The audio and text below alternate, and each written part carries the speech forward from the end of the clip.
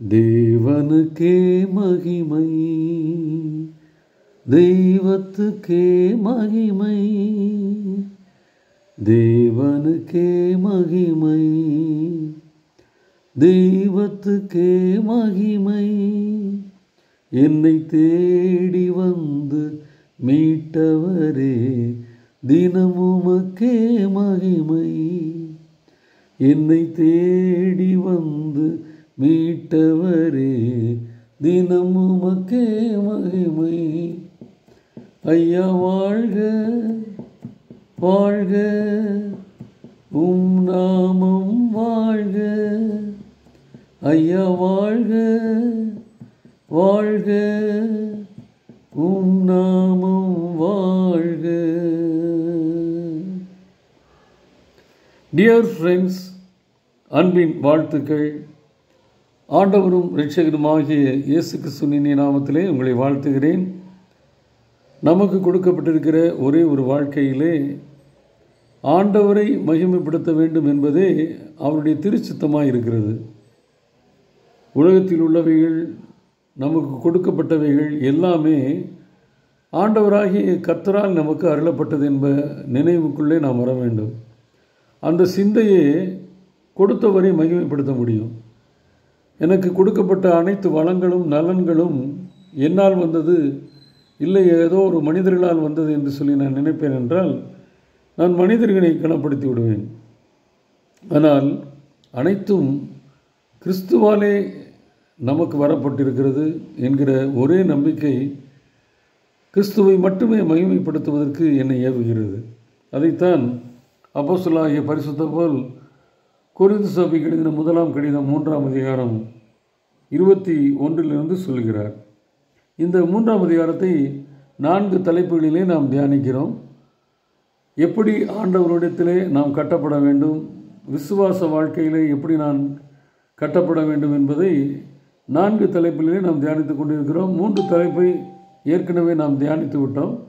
முதலாவது right foundation, அது ஆண்டவராக இயேசு கிறிஸ்து. ரைட் மெட்டீரியல், அது ஆண்டவருடைய வார்த்தை. 3வது நாம் நேற்றைய தினத்திலே தியானித்தது ரைட் விஸ்டம், ஆண்டவர் கொடுத்திருக்கிற ஞானம், அதை பயன்படுத்த வேண்டும். 4வது ரைட் மோட்டிவ். 3வது ரைட் பிளான், ஆண்டவருடைய ஞானத்தினாலே நாம் சரியான வழியை திட்டமிட வேண்டும். இறுதியாக அந்த 21ஆம் வசனத்திலிருந்து முடிவு வரை ரைட் மோட்டிவ். என்னுடைய நோக்கம் ஒரே நோக்கம், அது சரியான நோக்கமாக இருக்க வேண்டும். நான் ஆண்டவருக்குள்ளே வேறு பிரிக்கப்பட்டிருக்கிறேன், கட்டப்பட்டு வருகிறேன், எல்லாம் நல்லது. யாரை நான் மகிமைப்படுத்துகிறேன், அதுதான் மோட்டிவ். நான் படைக்கப்பட்டதின் நோக்கமே குளோரிஃபை காட், ஆண்டவரை மகிமைப்படுத்துவதற்கே அன்றி வேறு எதையும் பொருட்களையும் மனிதர்களையும் மகிமைப்படுத்த அல்ல. அதைத்தான் அவர் சொல்லியிருக்கிறார்.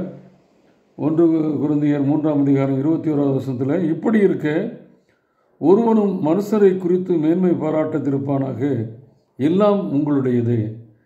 உங்களுக்கு கொடுக்கப்பட்ட அனைத்தும் கிறிஸ்துவாலே கொடுக்கப்பட்டிருக்கும் பொழுது மனிதனை உயர்த்துவதற்கு அங்கு வாய்ப்பே இல்லையே. கொடுத்த ஆண்டவரை அல்லவா மகிமைப்படுத்த வேண்டும் என்று சொல்லிவிட்டு, பவுலாகிலும் அப்போலோவாகிலும் கேபாவாகிலும் உலகமாகிலும் ஜீவனாகிலும் மரணமாகிலும் நிகழ்காரியங்களாகிலும் வரும் காரியங்களிலாகிலும் எல்லாம் உங்களுடையது. எல்லாவற்றையும் ஆண்டவர் ஃப்ரீயாக கொடுத்துட்டாரு, நம்முடைய விருப்பத்திற்கு ஏற்ற மாதிரி கொடுத்துருக்கிறாரு. ஆனால் நம்ம யார்? கிறிஸ்துவின் உடையவர்கள், கிறிஸ்துவை உடையவர்கள், கிறிஸ்துவின் உடையவர்கள். அவராலே விலைக்கிரயம் செய்யப்பட்டு பர்ச்சேஸ் பண்ணப்பட்டவங்க நம்ம. கிறிஸ்து யார்? தேவனுடையவர். இப்போ திருத்துவ தெய்வத்தை மகிமைப்படுத்துவது தான் எனக்கும் உங்களுக்கு கொடுக்கப்பட்ட மோட்டிவ்.